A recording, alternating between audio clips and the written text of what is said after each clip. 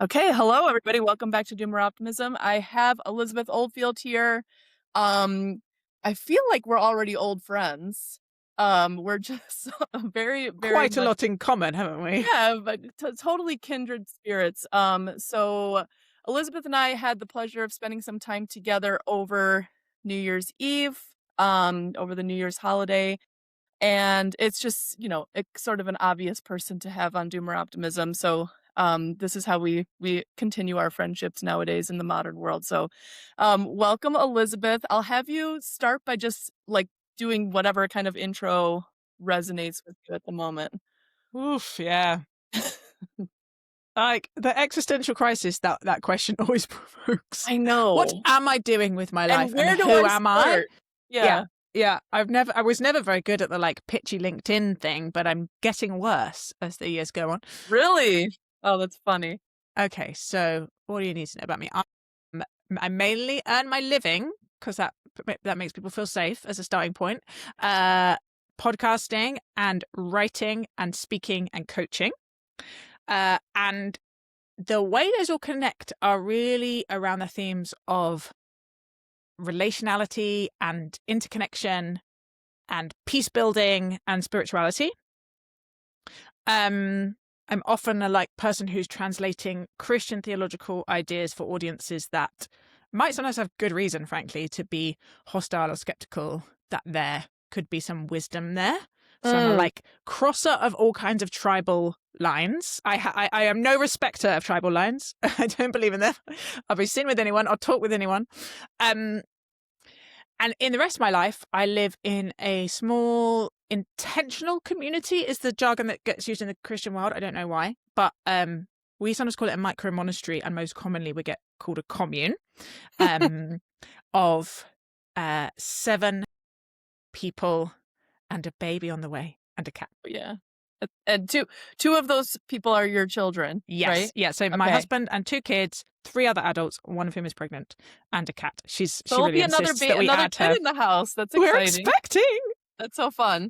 Yeah. Okay, so one thing I've been thinking about is you have done a lot of things in your life that are sort of similar to the kind of trajectory I've had. And I'm wondering if maybe we can start by going through some of your like vocation, if not work vocation, Yeah. so that maybe you could give me some advice on some of the things you've done that maybe I haven't done. But And vice also versa. yeah, and it's relevant to Doomer Optimism because one thing I'll say is we talked about this in a few podcasts back, but the whole group is sort of working on multiple different types of problems that exist in social problems. One substantive area that's really big in our group is food and agriculture, but broadly, we're just like, we're in industrial modernity. It's kind of a chaotic time. A lot of institutions are breaking down, and a lot of people in the doomer optimism sphere have ideas about what to do, vision, some actually positive future vision. And I know you spent time in a think tank. And so I know Chris was telling me that was a good part of your life and you learned a lot. And so I'm wondering first if you could just talk to me about the think tank, what it was, and maybe I could pick your brain a little bit about that experience. Because one other thing I'll say is an assumption of doomer optimists is sort of like, yeah, where a lot of things are breaking down. But in that comes a lot of opportunity to build. Yeah. Um, but is that opportunity to build in like mainstream politics or not? That's the open, Yes. that's the like living question of like many of us are to the level of where we could have been a tenure track professor, but instead we've chosen this alternative life because we don't trust that these Those institutions institutions. are going to Yes. do anything worthwhile. So, anyways, let's start with the Yeah. think tank Yeah. experience. Yeah. So, I mean, I'm asking all those same questions. And what's interesting is I, like many of us, started with this, what are the biggest levers I can pull to Yeah, contribute to a better world, right? So right. my first career was at the BBC making Uh-huh. radio and TV programs. And I really felt this being on the production side, you're very reactive. Like, and I kept pitching all these great ideas, and they were like, well, there's no recent research about that, or there's no anniversary, or no one's written a book about that. And I was like, oh, okay. So in order to get to talk about the really good, big, important stuff, maybe I should go write a book or do some research. So that was my like prompt to go work for a think tank. And it wasn't the most obvious fit, because I am by nature a storyteller. I was going to do theatre before I went into media. Right. I'm a very right hemispheric humanities kind of person. Yeah. And what I didn't say in my interview is I'm not entirely apolitical, but I am very much not a political animal. I'm like not someone who thinks really in those categories. It's not my primary frame on the world. It's not the thing I'm most interested in the world. Same. Yeah.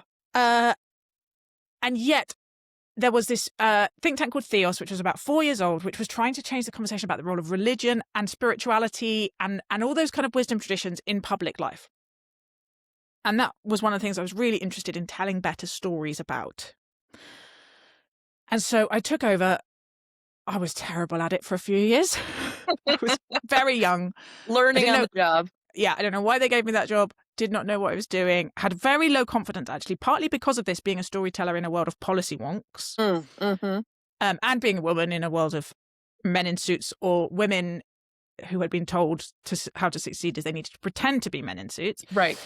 I was bad at cosplaying that. So I kept taking my shoes off in important meetings, spinning around in my chair. But I eventually realized that when we bring these two things together, when we bring really good storytelling sense, and you might call that like communications, nous, with the rigor that a slightly more academic, the excellence of really solid, credible research that is not bullshitting, that is not. Sorry, you're Americans. Is that too strong? Yeah. For an American audience. I'm always called the sweary British person. That when think tanks often make themselves irrelevant because they go so down. They either go so down through the kind of statistical.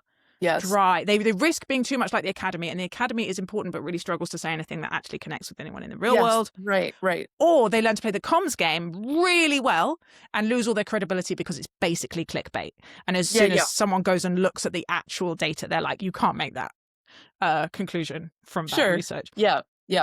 But when you can, and we definitely didn't always manage it, but when you can really do the work of being self-aware, rigorous, just shit-hot researchers, and have enough right hemispheric people around to tell the stories. Well, I hired an animator was one of the first things that I did. Like, we launched a couple of podcasts years before other people were doing podcasts, and everyone in the think tank sector was like, what are they doing? They've let the crazy BBC woman go mad in their think tank. And so that, for a while, was my real theory of change, that when those two things are really working together and you can help the different tribes that have a tendency to hate each other value each other and work together, it can be a very strong mechanism for change. I see. Okay, so this is really interesting to me. I think especially because a couple of things. One is I'm also just not sure about politics, but I do really strongly believe in the importance of getting a vision out there. And so, like, one example I have that's like a perfect doomer optimism example is my friend Peter Allen, who I've mentioned over our visit. He's a farmer, but he's a almost PhD, all but dissertation ecologist, and he decided in order to like actually do ecology, he had to become a farmer. So his farming is built around developing oak savannas, and he's like working on his landscape, and he has this big picture vision for how farming can be done in this, not just like a little bit like neutral on the environment, like actively wonderful, developing ecologies, being a member of that ecosystem, being a part of it as the human stewarding it. And he has all these very, very clear written pieces about this, but no platform really. And so I can see the value from my perspective at the moment is we're sort of broadly lacking vision, especially like a positive vision that's not just, like sort of let's survive the robot revolution or something, but instead like something more thriving Yeah. based. But also, you kind of do need to get your story in front of some people, Yeah. a lot of people who matter. Yeah. And so this is my like the living question I have at the moment. Yeah. I mean, it is. So what I would say is the decision I quickly made while running that think tank is we couldn't be a straight policy think tank in the sense that our measures of change did a policy that we come up with become a green paper and then a white paper and then make it into legislation. Partly because almost no one gets to do that, right? In any legislation, one pet think tank out of the hundreds, possibly two, who happen to usually be mates with one of the politicians who's now in power, from school in the UK case, from college in the US case, get to be the policy shop for that government. And every other think tank spends hundreds of thousands / millions of pounds pumping out policy papers that have no impact on the world, right? So it's like this feels like us thinking we can win this is not the humblest thing to think. And my theory of change is much more upstream than that. One, it is about relationships and friendships, and it's also about culture. It's that what creates the air cover for those politicians to implement those policies has happened way before the policy thing came across their desk, and it's in the stories that a culture tells, and it is in the choice architecture, right? The imaginal world that has been created. And so while we were doing research with policy recommendations, it was our sense was if we can only be getting better stories out there and a better vision and doing some myth busting, we have probably done our job. And so there are different types of think tanks, but if you just think of a think tank as an organization that does research and communicates it effectively, and sometimes that will be to politicians, but they're a very small group, they're very hard to get hold of. Like there's a vortex of money and power there which deforms the soul quite spectacularly. Or you can think we're a research organization with a story to tell, and we're going to try and tell it in the mainstream media or in the non-mainstream media or in the education world or within the farming community or purely on YouTube or whatever it is. You can pick a million. And then that is when I think that combo of rigor and storytelling can be very effective. Okay. Yeah, that's helpful. So, okay, now I'd be curious, like some of the nitty-gritty work you've done, or maybe a story about talking to people, let's just say, for example, with Theos, people who might not be amenable to these ideas, or there's a bridge there. Because the other thing I was just talking to my friend Paul about is, the Doomer Optimism Coalition, this our group, and then we were like, well, who is it really? And actually, who is it? It's actually in many ways this big umbrella of people who have a lot of different ideas, some of which don't agree with each other. Yeah. And that's okay, and so the idea being that it's a place where we can actually have spirited debate and discussion, but friendly, and then sort of at least come down on certain issues, not industrial agriculture, not vertical farms, really. That's not as much as what we're interested in. We're interested in a regenerative future. What does that mean? What is the umbrella of that? So that kind of thing. Nice. But I'm curious, navigating those differences. This is like your specialty. Talk to me about, I don't know, maybe a time where it happened or how you navigate it, what you think about when you're navigating these things. So I left Theos as the director, although I'm still affiliated through the podcast, in 2021. And honestly, I feel like those COVID years slightly wiped my brain. And okay, so what's my honest answer is, since then and through the sacred, I've spent my whole life crossing tribes, but mainly as a lone ranger, mainly as an individual that lots of people feel they can trust, mainly because I like a lot of people, right? I'm not faking the fact that I'm interested in people. I actually am. And that makes it easy to build relational connections in different places. And because I'm very confused politically, I can actually feel quite at home in a lot of different tribes because I'll be like, well, I don't agree on this, but I think they're right about this. Right. And that's enough for me, right? I don't have any sort of purity tests required. At Theos, the pull was either to get very sucked into the institutions of the academy and be a sort of quasi-academic institute, which there are a lot of. Mm-hmm. And I was very clear that that was not our calling.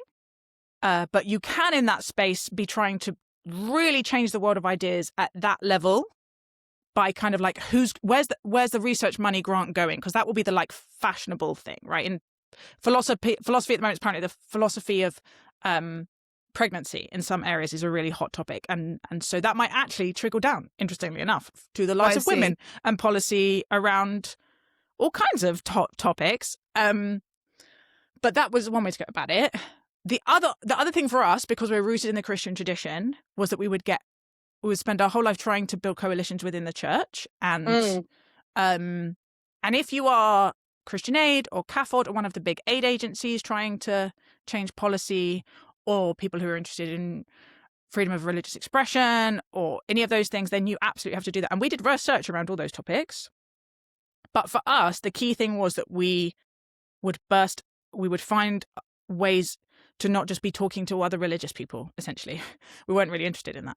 We were mainly interested in talking to the people who thought religion was irrelevant and outdated or even actively harmful. And so those were the people that I was spending most of my relational time with, building coalitions with, trying to understand where they were coming from and listen and see actually that quite often there were places of overlap. Like the National Secular Society should have been our sworn enemy. But actually, the National Secular Society are extremely pro-freedom of speech. And often a lot of religious people are extremely pro-freedom of speech. And so there are these places where you can find contact and work together on things. Okay. Yeah, this is the exact kind of perspective I've been taking because like I was saying, there's this big umbrella, but we might not agree on everything, but there are particular things that people within the umbrella can agree on, and those are the things we can work on together. Okay, so another thing that's happened with doomer optimism over the years, and maybe you can give some advice about this, it is one thing I really can't seem to bring people into the fold over are people who do demand purity tests. Meaning it's like, I don't tolerate intolerance. I'm just like, they'll say, you can't platform this person.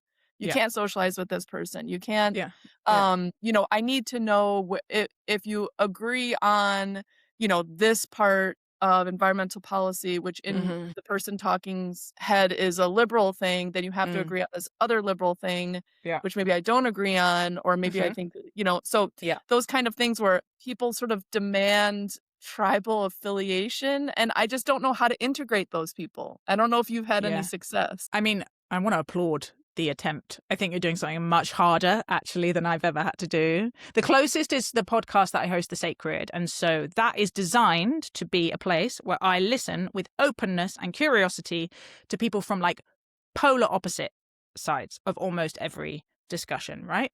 I will speak to trans activists and gender critical feminists. I will speak to people who have, and this is where it all falls down because I'm sort of increasingly skeptical about all these labels, but so-called kind of conservative views on race and so-called progressive views on race, right? I'll speak to people who are anti-abortion and people who are pro-abortion. I had a, gay person on recently who is a gay Christian who is celibate because he holds to the traditional teachings of the church. And prior to that, I'd had a load of queer people in all kinds of different relational setups, right?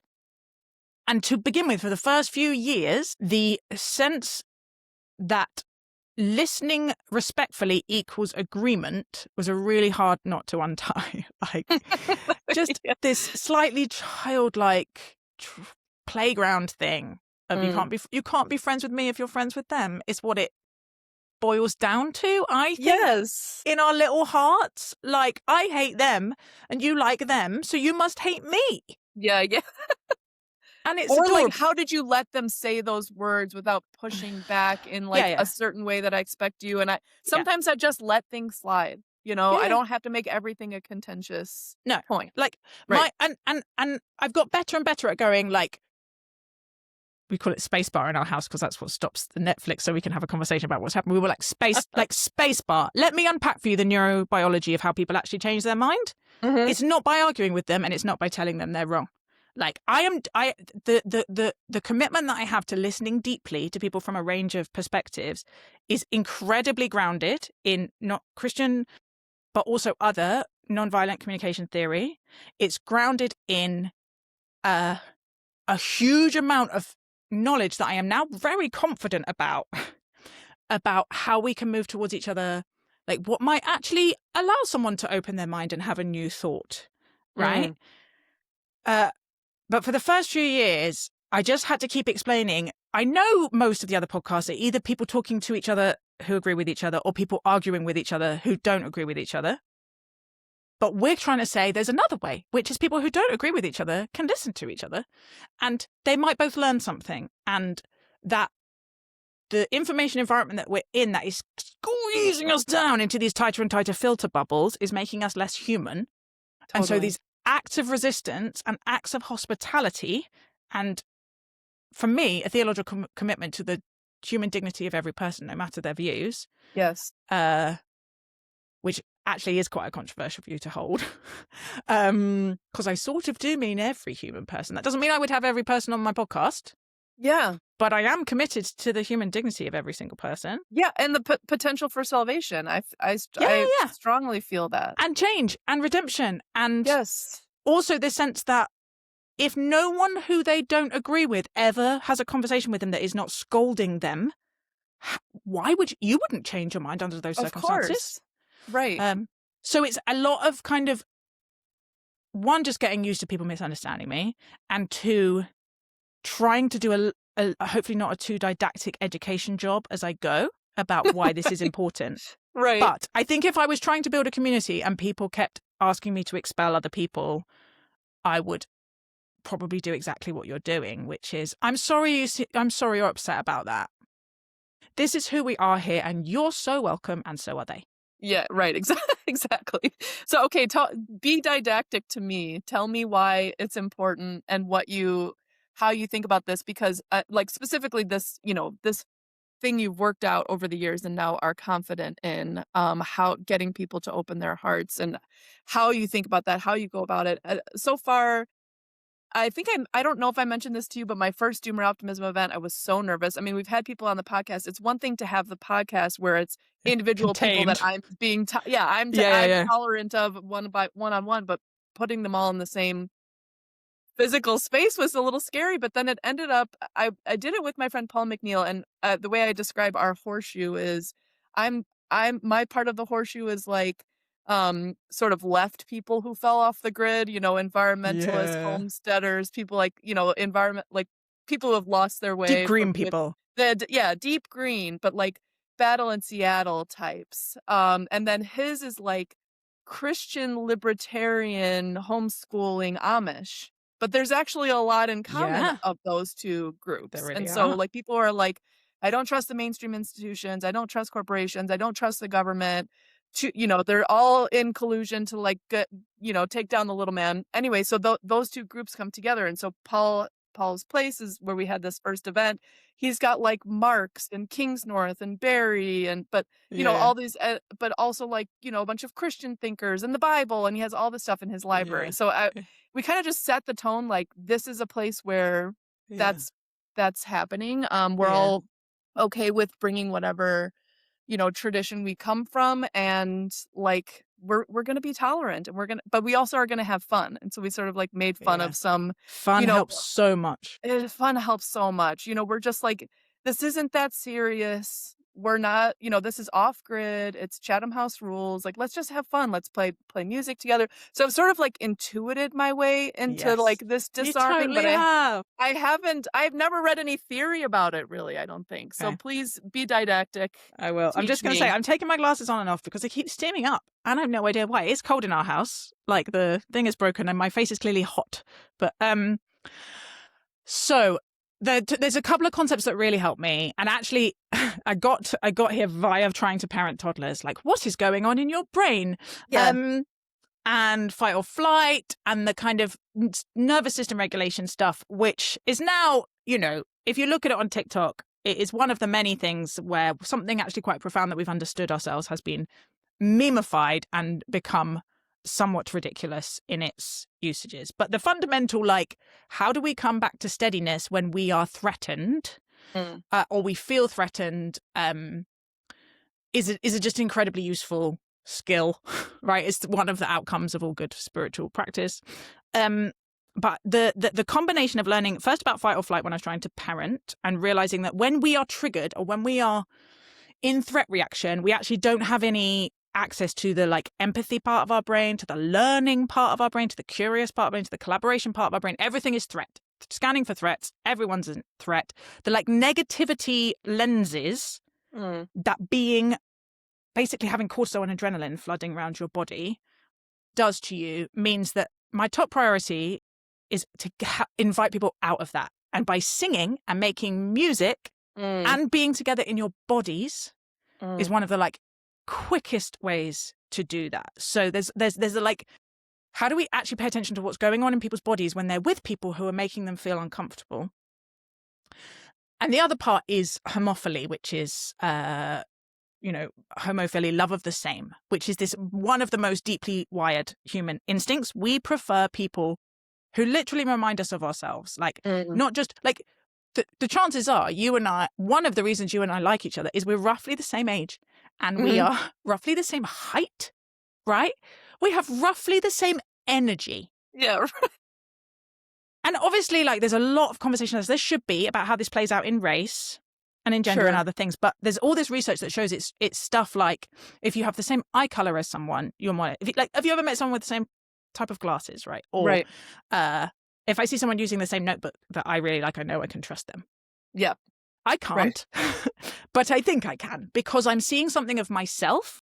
And when we see, it's like this adorable Narcissus thing we do. When we see ourselves reflected back to us, our nervous system steadies and we feel calmer. And the more ways someone does not remind us of ourselves, the more we are likely to be primed for them to be a threat. And so what I think our current information environment has done, and highly politicized spaces do, and let's be honest, this is mainly on the left, and the left has huge strengths. Like, I spend a lot of time amongst leftists and I have a lot of love for some parts of leftist culture, but it's like Achilles' heel is enemy threat, like enemy friend distinction is everything. Yes. And scanning for threats and critique and tearing down, often, not always. And so knowing in myself when I meet someone that doesn't agree with me or doesn't remind me of myself, or frankly, I'm just scared won't like me because we have this deep hunger for affirmation. I'll go, oh, there it is. Like, there's the slight tenseness, there's the snippiness, there's the like desire to either get out of this situation or to attack them. That's why it's called fight or flight. Right. And learning in myself how I can come to steadiness has meant that I can now create spaces where I can help, because the awareness really is what you need. I can go, this might happen. This is normal.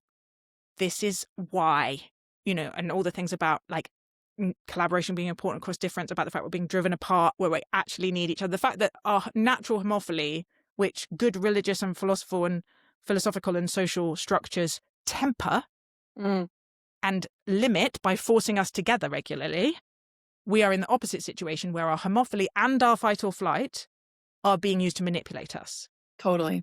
And so it's a resistance to move towards people that make us uncomfortable and learn to tolerate that discomfort. This all resonates so much with me. One thing I learned way back in the day of just doing qualitative research is one way to disarm people is just to ask them what they think. Yes. And find out as they're speaking, the points of connection, the points of agreement, or oh yeah, that resonates with me Yeah. because this, and then And then you've this got is homophilies fired and you're like, oh, you're yes, like me. I'm yes, safe with you. exactly. So that makes total sense to me where it's really like instead of I guess lecturing at somebody or laying down the gauntlet, which happens a lot in these leftist circles of like you must comply with X perspective or you're out. And then even if you're saying, well, I might comply with it, but what do you mean by that? And, Yeah. like, let's actually have a Yeah. conversation about this. Yeah. But instead, it's like this sort of, and not only left, but this sort of like this is who we are, and we have to all agree, otherwise we're kind of not on the same team. But instead, I don't know. There's this makes perfect sense to me. This sort of nuance, embracing this points of connection. I'm wondering, I'm sure it's been hard, and this is something I thought about you as soon as I learned about who you were from Rich Bartlett. Um, he he was saying, Elizabeth is a Christian, and it was is at a time even like a few years ago where Rich was saying there's a certain type of person who's like on the left who's like maybe coming into middle age, goes through this whole spiritual journey, and they're looking through all these different religions, but they'll never like look to Christianity. They'll explore every world religion but their own. And it was a funny insight. He was saying, like, you go to these like conferences and sometimes even like 5 years ago about the meaning crisis, and it's just Hmm. you can only talk about Buddhism. You can't talk about Yeah. Christianity I in think of these it as like places. ancestor napping. It's like I'm super into ancestors, just not mine. Yeah, exactly. Like ancestors are cool, but they have to be from the other side of the world just to indicate that I'm cosmopolitan or whatever.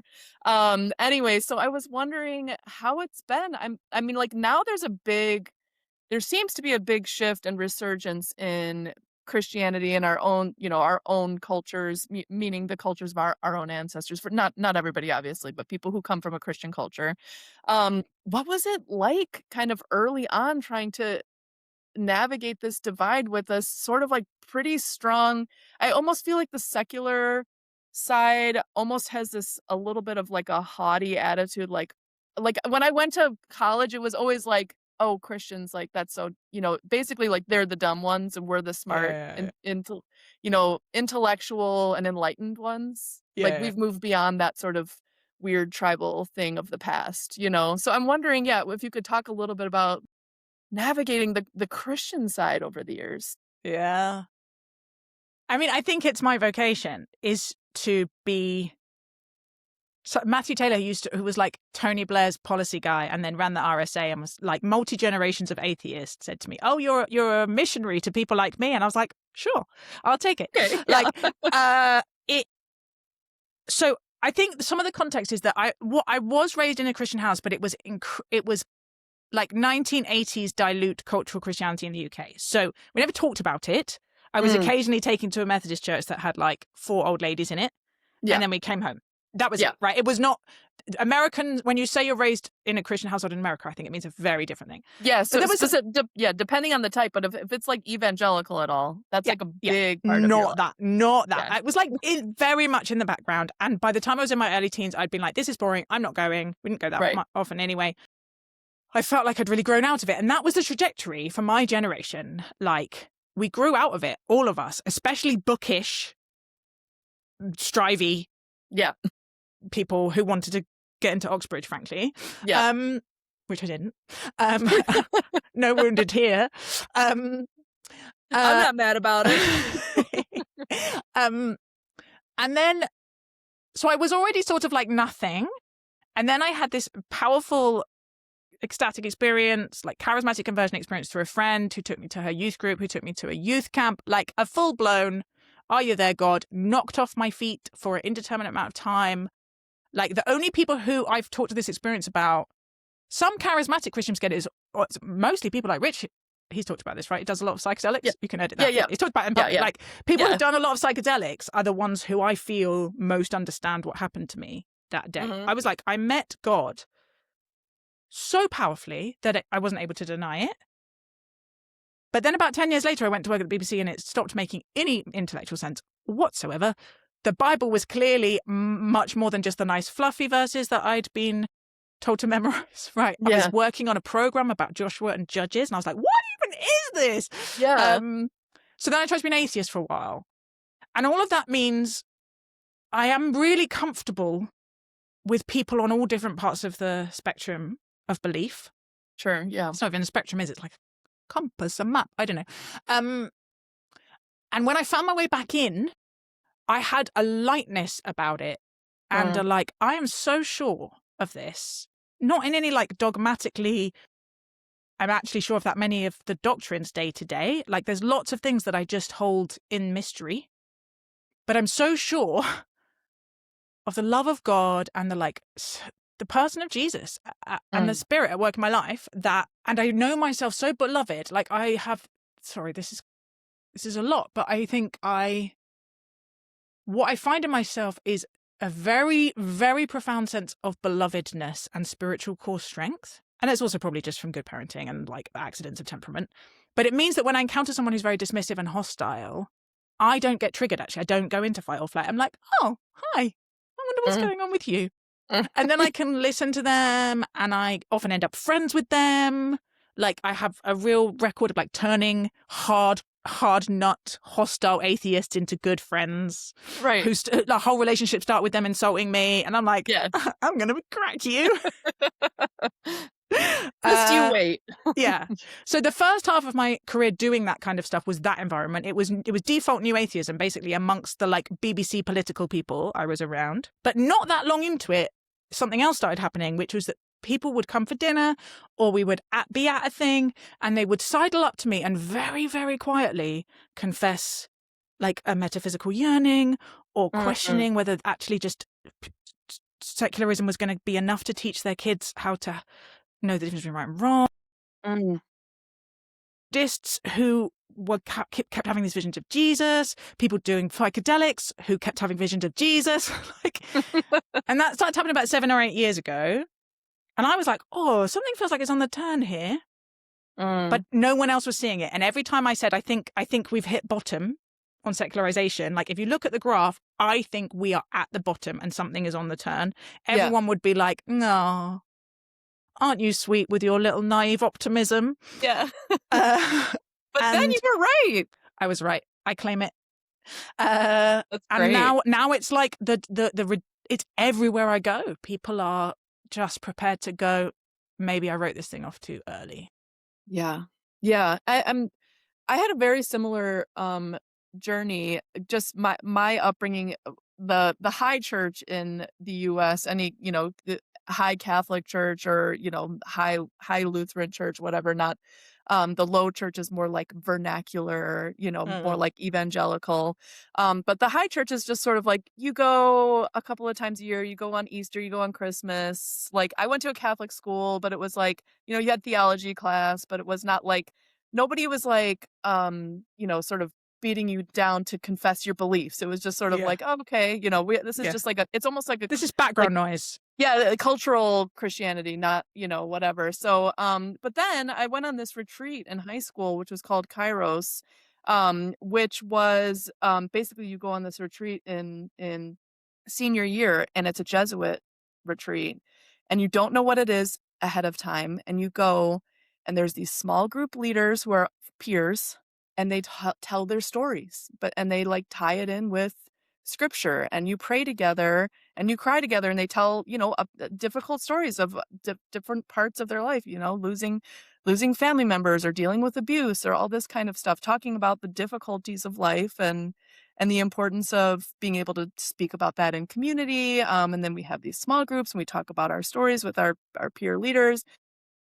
You pray a lot together, and then when you come at that last day, you get a packet of letters from all of the people in your community, and you didn't know that they were sending them. You didn't know that they knew to write these letters, but your parents, your aunts and uncles, your cousins, all your friends' parents, like, you're 17 or 18, like, this is who I think you are, and this is what I expect for you in life. And you're just reading these crying coming of age ceremony, really. And you come back, and your parents and your siblings are all in the gym, and everybody has to come back and say something when they, in front of their community, integrating back into their life. anyways, that experience always stuck with me as like It would. it's a great, there's a lot of parts of this that I'm always thinking as a sociologist. It's a social technology that exists here.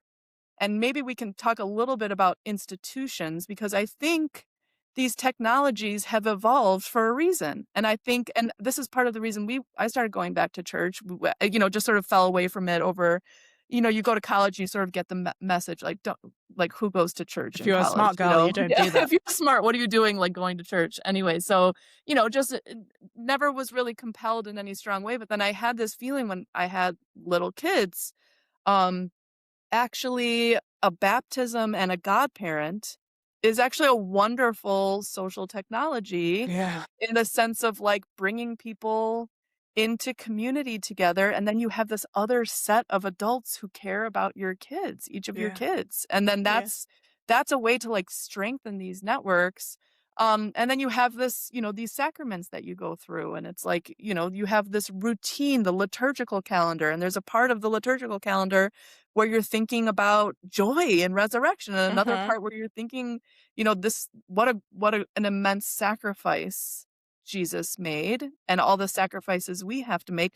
So there's like this, I just think a lot about like the technology that's developed over the years, of sort of this mindset that you get from just showing up, from just being a part of this institution, for just these this retreat, these types of relationships. You can always go to your priest for spiritual guidance, even confession. I Yeah. was, that's a technology that does something.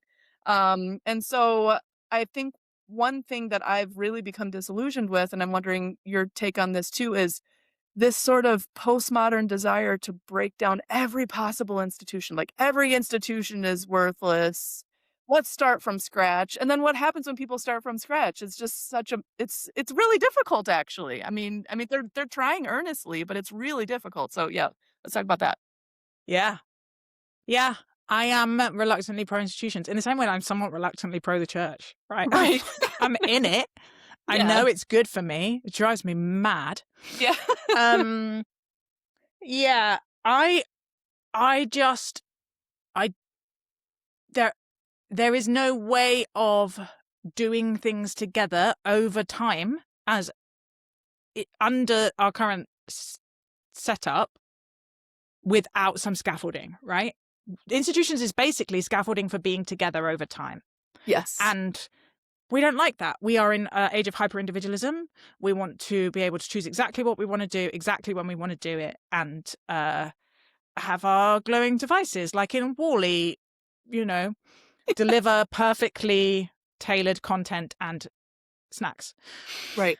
at all times. I want that too, right? Like the bit of my tradition that we call the flesh, like, or just the like child in me, or whatever it is, however you want to think of it. It's a big part of me that wants that, which is why I'm so easily conned into being a good little consumer.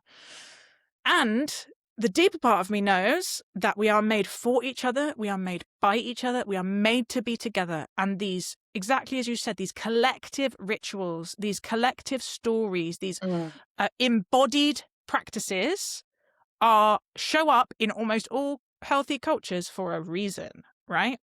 That I don't actually believe in individuals anymore. I think we are made for each other. I think we're made by each other. I think almost every major problem facing the world is either started by or radically exacerbated by human isolation. And we are seeing it accelerated. And so institutions which require some commitment from us and also offer us some things, some places to belong, some places to gather, some places to do work together, the covenant threads that hold us together are essential. And sometimes institutions are fully rotten and need to die. But more often, they can be renewed. And it requires people being prepared to do the boring work of maintenance and the boring work of renewal, rather than the flashy, sexy work of being a founder who has a big new vision and is going to take people in another direction, which is much easier to get money for and will get you much more social status in your social posts. But I actually think more often the first one is the one that's going to be doing the quiet, meaningful seed planting of renewal. Yes, totally. It's so funny because when I moved to Uruguay for 7 years and, I was just basically like, "We need to get out of the core of empire, we need to get into the periphery," which is, still kind of true. Yeah. It was just like, you have to learn how to grow your own food, you have to start from scratch, and so I had this sort of, like, big picture vision and, a lot of people were interested in that, like, how can I wanna move abroad, I wanna Mhm. start a homestead, and all of that I actually think is, it's good to learn those skills, to do difficult things, Mm. to be on the land and all of this kind of stuff.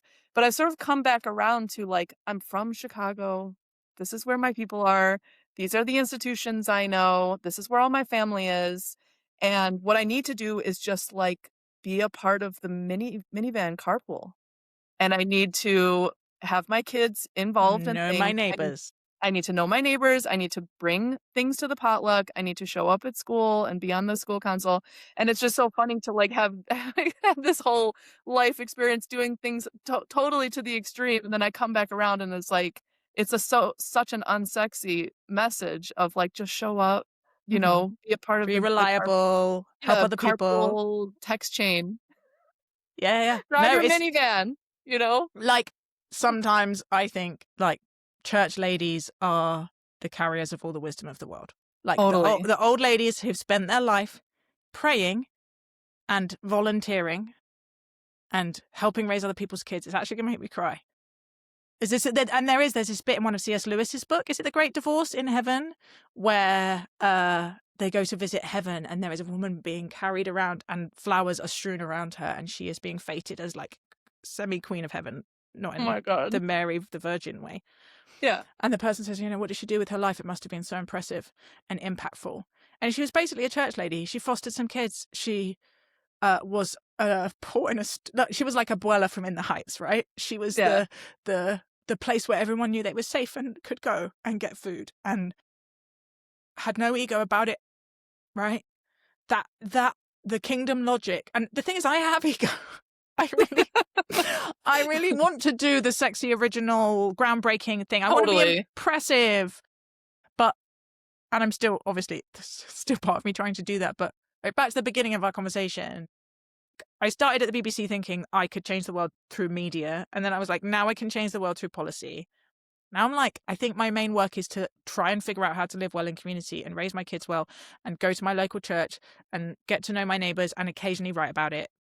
Like, that's probably my calling, and I will never be awarded prizes for it, and that's probably better for my soul in Yeah, any I know, case. honestly, and you think about these people who are this kind of glue, who always have a cup of tea for you in their home, who I had this whole I went through to all these, in college and after college, all these sort of, like, left-leaning and or radical and or political, maybe Occupy Wall Street type Yeah, people yeah, events over the years when in my young 20s, and it would always be like, everybody show up, but, like, there was no clear clarity about, like, what you're supposed to bring or what like, the hospitality side, it was always just yeah, like, there's a lot of theory about, like, live community and, yeah, like, yeah, yeah. solidarity, but then, like, nobody brought anything to share. Anyways, then I went to this thing in Uruguay where there was these American Christian missionaries, and, of course, my initial reaction at the time, sort of basically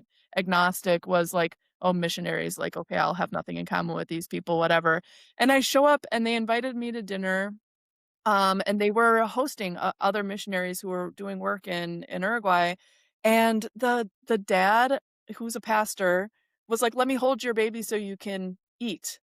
And I had never really experienced that, whereas, like, a man was like, "I'll hold the baby, you sit down, you make yourself a plate," and he's hosting all these people, he's doing all this other stuff running around, and I just had this sort of like, wow, there's actually a whole culture that knows how to do this well, Yeah, and we shouldn't be so reactionary toward these people whose effort, a lot of the efforts are just toward, communion and hospitality and yeah, warmth and welcoming people.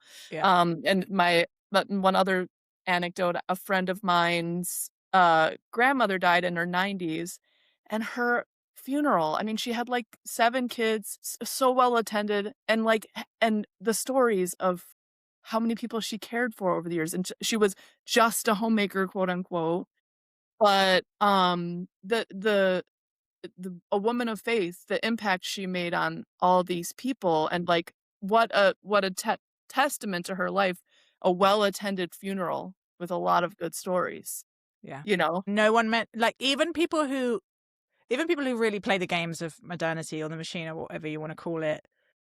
And I think this is why I got to this quite young, because I smashed my leg and I had to take 3 months. It was really early. I got my first job at the BBC, and 3 months later I had a very bad accident. I had to move back in Mm, with my mum and dad. They had to wheel me around, had to help me mm, wash. It was this real, like, humbling experience. And there were a bunch of funerals that we went to in that time. And I realized that some of them were low status people, apparently, and some of them were high status people, apparently. And none, like, the high status stuff didn't come up in the right, eulogies. No one cares. No one cares what your LinkedIn profiles looks like, or what your job title was, or how much money right, you made, or how fancy your house was, or how right, nice holidays you went on, or what trousers you wore, or how many wrinkles you had. Nothing. Like, nothing. If your work had been like curing cancer, maybe that would have come up. Like, if you're or like basically work that made millions of other people's lives better, or mm, was some kind of creative masterpiece, you might get it mentioned in your funeral. Otherwise, no. It's yeah. just, did you love people? Did you And you show can up? I feel like people know it's profane to talk about those things. It's not Yeah. the sacred What a part great of word. life. Yeah. Yeah. It's not the sacred part of life. It's not, what you left behind. It's not your legacy, in fact. In fact, your legacy is it lives on in these stories of these people that you touched. One thing I'll bring back around to our earlier discussion, which is my question of the think tank and what to do, is Mm. what's I've intuited my way into, and maybe I don't know if I've, you know, I don't know if I have like a whole bunch of theory about this, but just sort of worked my way into it, which is I think I could also, one other thing I could be thinking about doing is weaving together relationships between people who themselves are sort of isolated and want Mm. community, and not just in my own neighborhood, but across the doomer optimism world. There's a lot of people who have gone on a long journey, sort of stuck to their principles over the Uh-huh. years, but got increasingly isolated for having stuck with their principles, Yeah. and are just dying to find their people.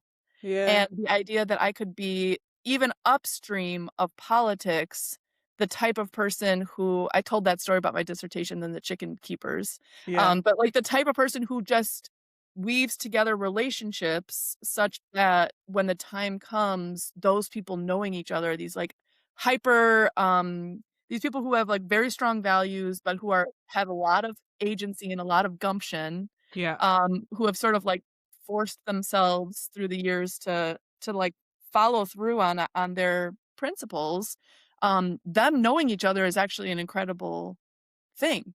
And I'm thinking one way I could make the most impact, even like, under the guise of the think tank, you've got some ideas and you can have some of those people's ideas amplified. But more importantly, get all those people to know that they're part of this Yeah. umbrella and Yeah. belong, Yeah. and, break bread together and sing together. And Are you already yeah, doing this? I feel like you're already doing this. yeah, yeah. But I'm more like serious about it. I think I need to get more Yeah. serious about it. And Yeah. I have a lot of sort of, it's been so anarchistic so far. It's just like whoever wants to show up can show up, which is how it should be still, but more systematic. Like I'm actually pretty serious. I should be more serious now about hosting these events, having people feel like they're welcome, Mm-hmm. making sure I like get this invite out far and wide, for people to come break bread together. I don't know. There's something. Can I offer you a gentle challenge? Yes. You were telling me when we were away together at New Year how much this costs you, Yeah. literally and in terms of energy. I think that one of the ways you actually mobilize a community is you ask something of them. You invite Yeah. them to co-create it and to co-sustain it. Yeah. So for the doomer optimism people listening, Ashley's got a big vision and she needs support. Don't let her carry it all on her own.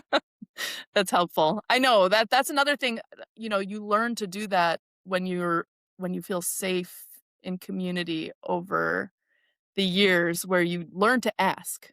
You learn to ask for help. And I know, but as you of don't right now. have to be safe in community. We both know Adam from the peasantry school, and Mm, he asks people that he's never met. He's like, "This is our vision. Would you help sustain us? Yes. I know. I know I'm so bad at it. I'm also just like, I'll just do everything, whatever, it's no big deal. But no, it's starting to get to a point now where I really do have to if I wanna ramp it up, I do need to ask Yeah. for help. Have you Um, said that to the other nodes in the Doom Optimism network? Not really, not Okay, so really. this is going to be So public. This is the public declaration that Ashley yeah, needs other people to step in yeah, to some of this co-laboring. yeah, totally.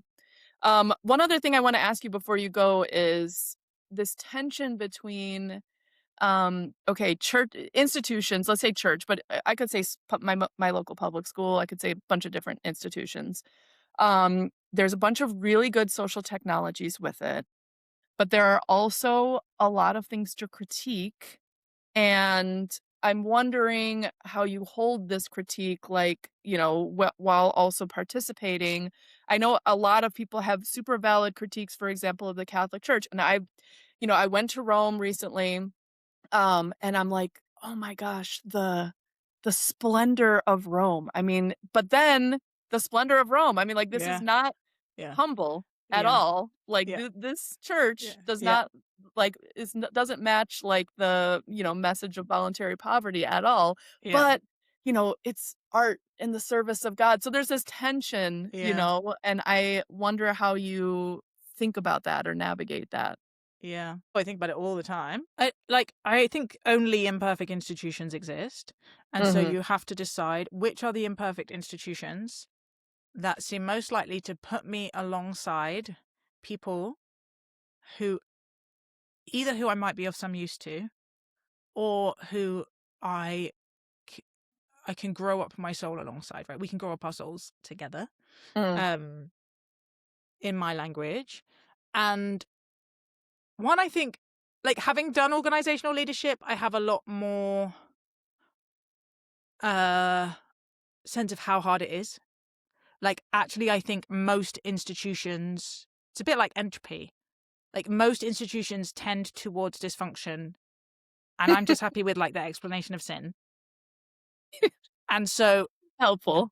a healthy institution is a rare and like a fully healthy institution, you never fully, but a largely healthy institution is a rare and probably temporary thing. What you get is this patchwork of a group of very complicated, fragile, foolish human beings, including me, Mhm. doing their best to do something in the world. And so, yes, abuse, abuse of power, systemic cruelty, like you can go too far with your tolerance for institutions, and there have definitely, like, I'm not especially deferential as a person. I don't have a problem, as my Same. poor vicar knows, pushing back on leadership. Yeah, yeah.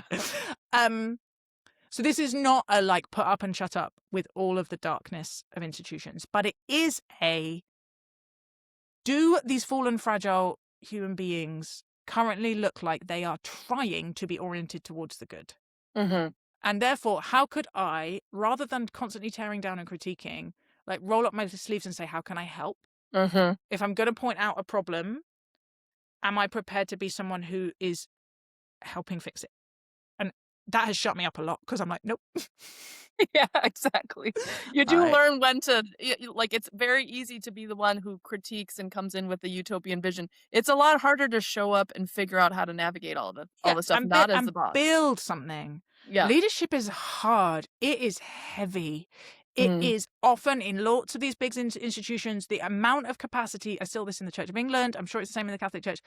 Any one person, even the Pope's ability to transform something is constrained. And so it's like, are they trying?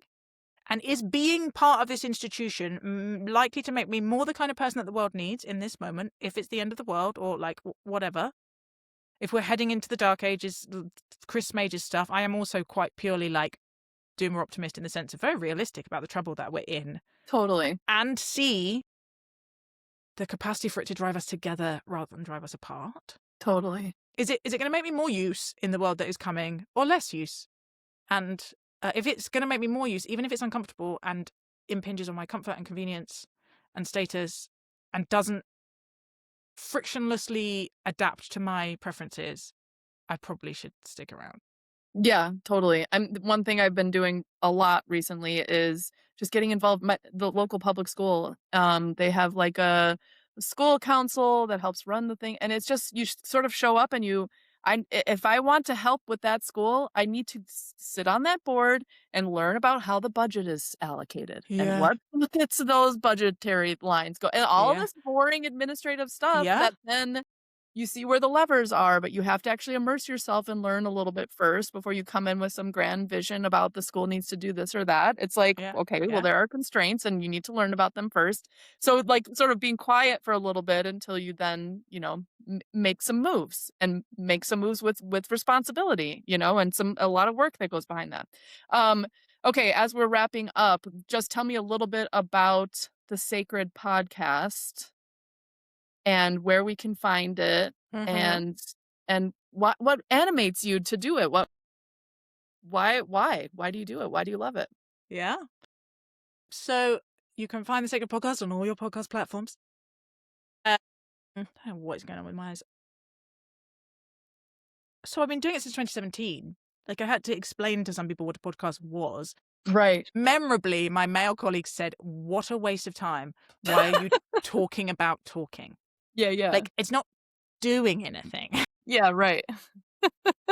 But what it is, well, in some ways, it's what my soul needed. 2016 in the UK was, as where it is with you, a moment of realizing that we were not a nation united. After Mm, all, we were a nation deeply divided, right. and getting more so.